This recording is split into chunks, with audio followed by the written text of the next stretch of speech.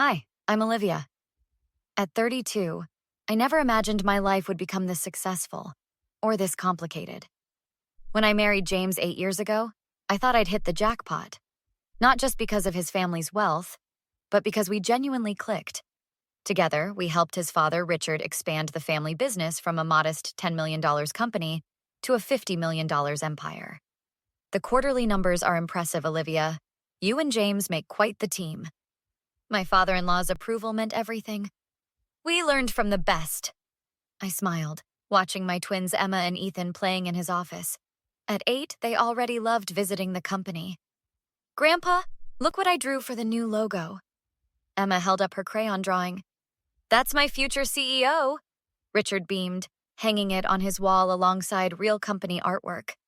My mother-in-law Margaret stood in the doorway, her smile not quite reaching her eyes. Children shouldn't be in the office, it's unprofessional. Nonsense. Family is what built this company. Richard waved her off. Later that week at the family dinner, I noticed Margaret's mask slipping further. 3 rounds of IVF. $300,000 down the drain. She stabbed at her salad. Some women just don't appreciate their blessings. Mom, please. James squeezed my hand under the table. I'm just saying, anyone can have children. Building this company took real work. Margaret, enough. Richard rarely raised his voice. Did you know Sophia made her first spreadsheet today? I tried changing the subject, mentioning our 5-year-old's achievement. How precious. Margaret's tone could freeze hell. That night, James tried explaining. Mom's sensitive about not having more kids. The IVF failures hit her hard. That was years ago before we met. She wanted a daughter desperately. Seeing you with Emma. Your sister Claire is her daughter. You know what I mean. Claire can't have kids either. It's a sore spot. I remembered Margaret's early warmth when Richard was around. The designer baby clothes, the offered babysitting. Now I understood it was all for show. Maybe she'll come around. But watching her with my children, I saw the truth. Behind her perfectly maintained facade lurked something darker. I just didn't know how dark things would get. Little did I know, while we were building the business, Margaret was building something else entirely. A plan to erase my children from the family legacy. The doctor's office felt colder than usual as I sat with Richard during his chemotherapy. Margaret hovered nearby, speaking in hushed tones. You need to think about the future, darling. The company's legacy. Our grandchildren are the legacy. Richard sounded tired. About that, Claire's pregnant. My heart stopped. Claire had sworn me to secrecy about her fertility treatments. But she can't.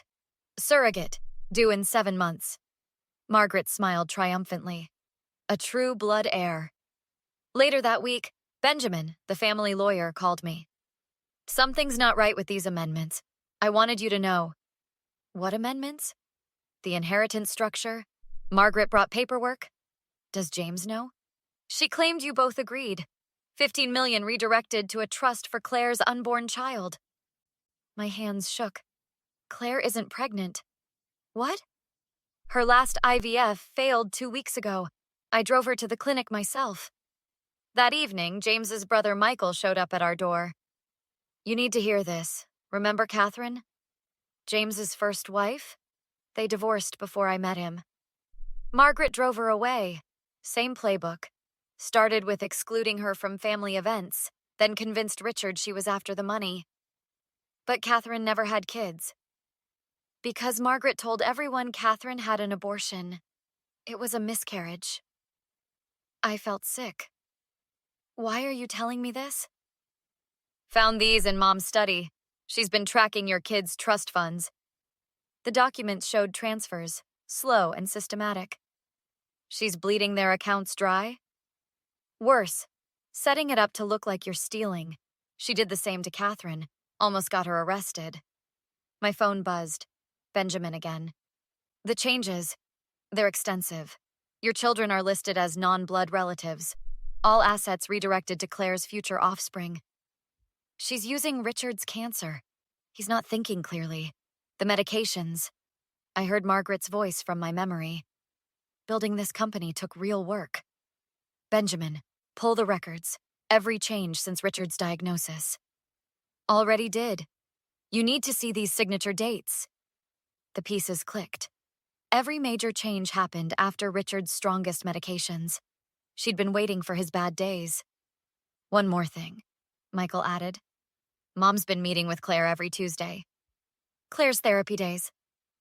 Not therapy, strategy. They're planning something bigger. These boxes were hidden in the attic storage. Michael spread old photos across the table. Look at the dates. That's Margaret in a hospital gown. 1982. Keep looking.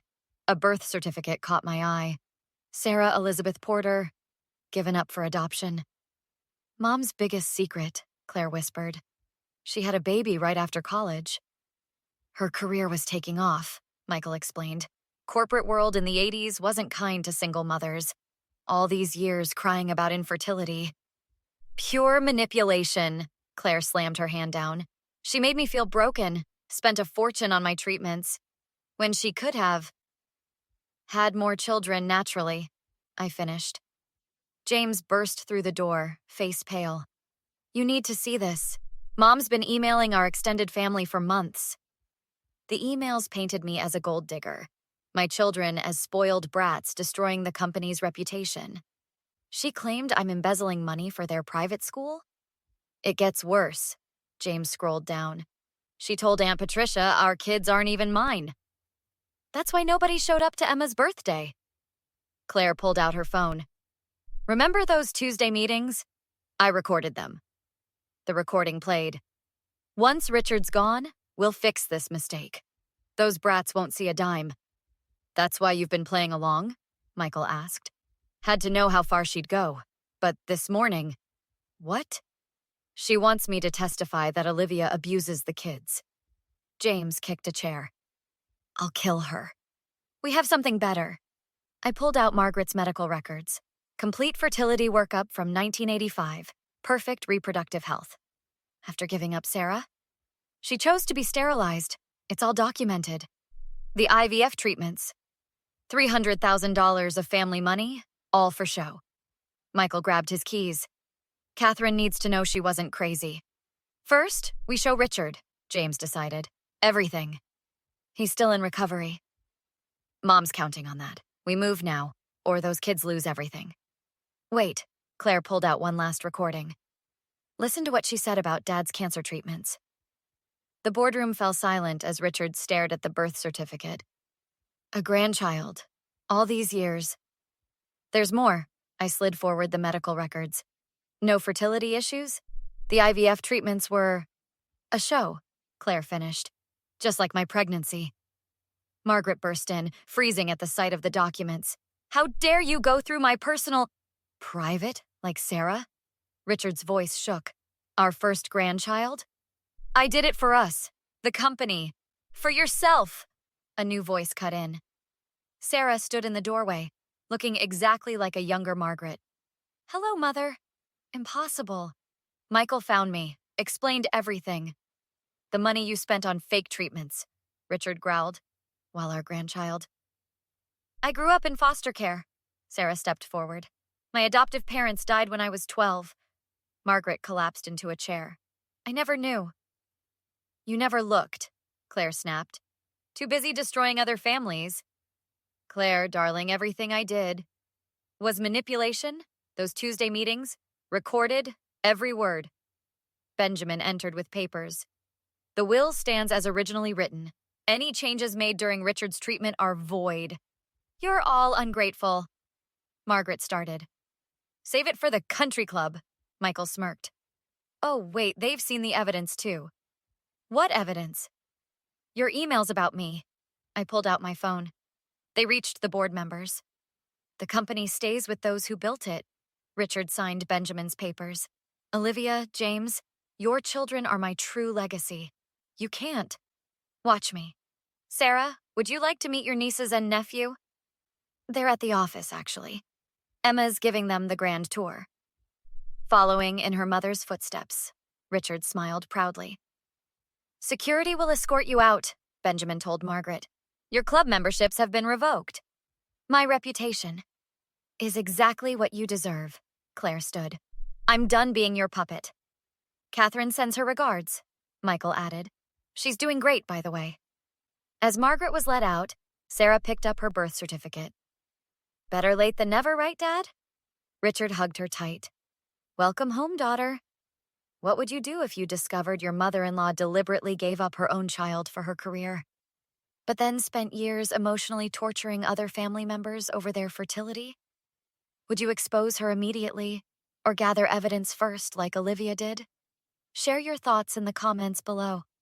If you enjoyed this story of family justice served, don't forget to hit like and subscribe for more dramatic real-life stories. Your support helps us create more content like this.